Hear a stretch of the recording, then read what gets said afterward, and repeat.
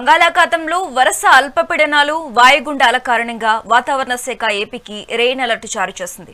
Malaysia పరిసర ప్రాంతంలో ఏర్పడిన అల్పపీడనం ఇవాళ దక్షిణ అండమాన్లో వాయుగుండంగా మారే అవకాశం ఉంది.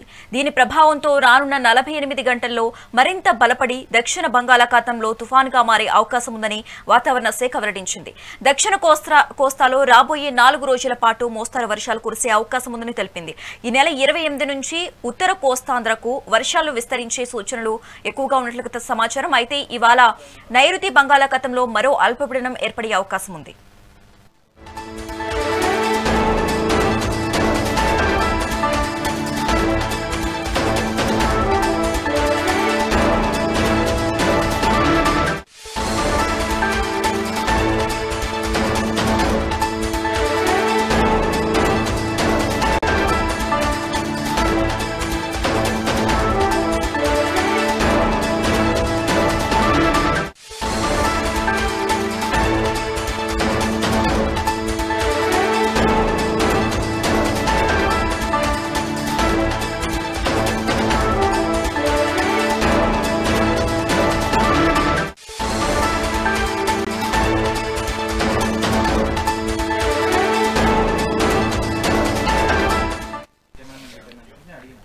బంగాళాఖాతంలో వరుస అల్పపీడనాలు వాయుగుండాల కారణంగా వాతావరణ శాఖ ఏపీకి రెయిన్ అలర్ట్ జారీ చేసింది.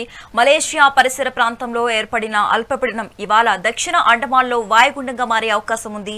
దీని ప్రభావంతో రానున్న 48 గంటల్లో మరింత బలపడి దక్షిణ బంగాళాఖాతంలో తుఫానుగా మారే అవకాశం ఉందని వాతావరణ శాఖ వెల్లడించడం జరిగింది.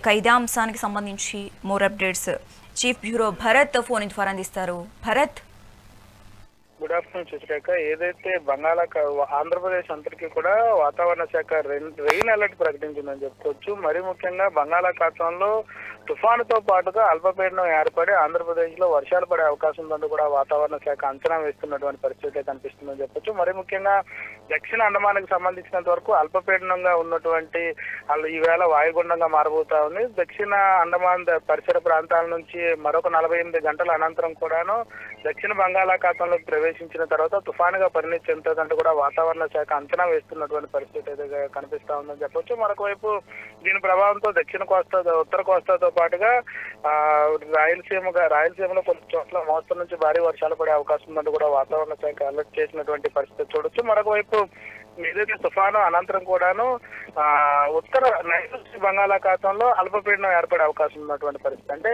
ఒకవైపు ఆ తుఫానుతో పాటుగా మరొక వైపు అల్పపీడనం ఏర్పడే దక్షిణంలో తుఫాను, నైరుతిలో ఏదైతే అల్పపీడనం ఏర్పడే అవకాశం ఉంది. దీంతో ఒక్కసారిగా ఆంధ్రప్రదేశ్ అంతటా కూడా విస్తారంగా వర్షాలు పడే అవకాశం ఉందంటూ కూడా వాతావరణ శాఖ అలర్ట్ చేసినటువంటి పరిస్థితి చూడొచ్చు.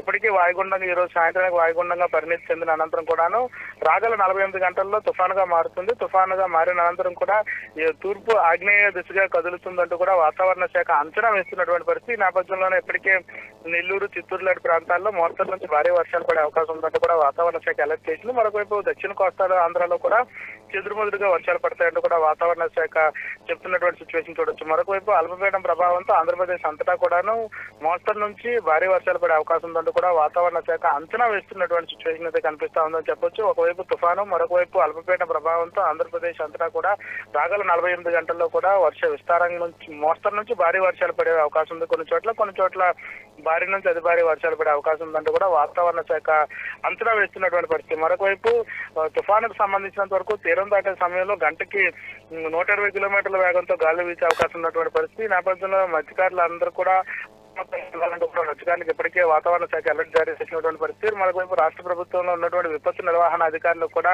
వాతావరణ శాఖ అలర్ట్ జారీ చేసినటువంటి పరిస్థితి కనిపిస్తా ఉందని చెప్పొచ్చు. ఏదైతే వాతావరణ మార్పుల అనంతరం కూడాను రాగల 48 గంటల్లో తుఫానుగా మారుతున్నటువంటి పరిస్థితుల్లో తుఫానుకు తీవ్రత ఏ ప్రాంతాలపై ఉండబోతా ఉన్నది, తుఫానుకు సంబంధించినంత వరకు కూడా ఇప్పటికే అధికారులకు హెచ్చరించినటువంటి సిచ్యువేషన్ అయితే చూడొచ్చు. ఏదైతే ముంతా తుఫానుకు సంబంధించినంత వరకు ముంతా తుఫాను ఎఫెక్ట్ ముయ్యక ముందే మరో తుఫాను బంగాళాఖాతంలో ఏర్పడడం, దానికి తోడుగా ముఖ్యంగా చలికాలంలో ఇటువంటి తుఫాన్లు ఏర్పడడంపై అయితే మాత్రం ప్రజల్లో ఒకంత భయాందోళనకు గురయ్యేటటువంటి సిచ్యువేషన్ అయితే కనిపిస్తా ఉంది. మరీ ముఖ్యంగా అల్పపీడన తుఫాను ప్రభావంతో భారీ నుంచి అతి భారీ వర్షాలు పడేటటువంటి పరిస్థితి ఉన్నటువంటి పరిస్థితి ఉంటుంది. ఈ నేపథ్యంలో నదీ తీర ప్రాంతాలు కానీ, ఏదైతే తీర ప్రాంతాల్లో ఉన్నటువంటి ప్రజలు కానీ, మరొకవైపు చెరువులు కుంటలు ఉన్నటువంటి ప్రాంతాల్లో ఉన్నటువంటి ప్రజలు కూడా అప్రమత్తంగా ఉండాలంటూ కూడా చెప్తున్నటువంటి పరిస్థితి చూడొచ్చు. ఏదైతే ఇప్పటికే ఆంధ్రప్రదేశ్ లో ఉన్నటువంటి అన్ని చెరువులు కానీ, రిజర్వాయర్లు కానీ నిండు కుంటలు తలపిస్తున్నటువంటి పరిస్థితి, ఏదైతే తుఫాను ఎలర్ట్ అనంతరం కూడా ఇప్పటికే ఇరిగేషన్ శాఖతో అప్రమత్తమైనటువంటి పరిస్థితి, ఏదైతే రిజర్వాయర్లకు సంబంధించినంత వరకు కూడా మ్యాండేటరీ, ఏదైతే వచ్చేటటువంటి వేసవి ఎద్దడి అనంతరం కూడాను ఎంతవరకు స్టోరేజ్ లిమిట్ కావాలో ఆ స్టోరేజ్ కి ఉంచేటటువంటి పరిస్థితి ఉన్నది. దీనికి సంబంధించినంత వరకు కూడా ఇరిగేషన్ అధికారులు కూడా అప్రమత్తమైనటువంటి పరిస్థితి. ఏదైతే దక్షిణ కోస్తాతో పాటుగా ఆంధ్రప్రదేశ్ అంతటా కూడా ఈ అల్పపీడనంతో పాటుగా తుఫాను ప్రభావంతో వర్షాలు పడే అవకాశం ఉన్నటువంటి నేపథ్యంలో అందరినీ కూడా అప్రమత్తం చేసినటువంటి పరిస్థితి.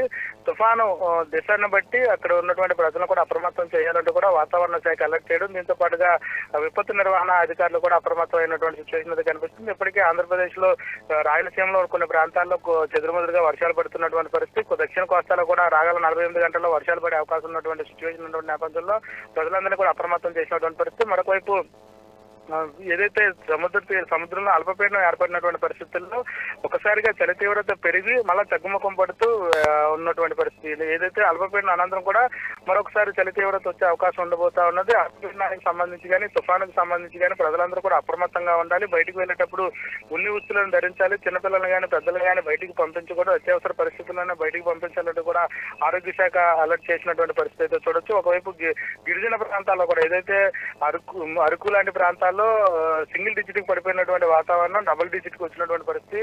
గత రాత్రి ఏదైతే నిన్న 17 నుంచి 18 డిగ్రీలు, ఈవేళ కూడా 17 డిగ్రీలు రైట్ భరత్ కనిపిస్తా ఉంది. Okay right, thanks for the updates Bharat.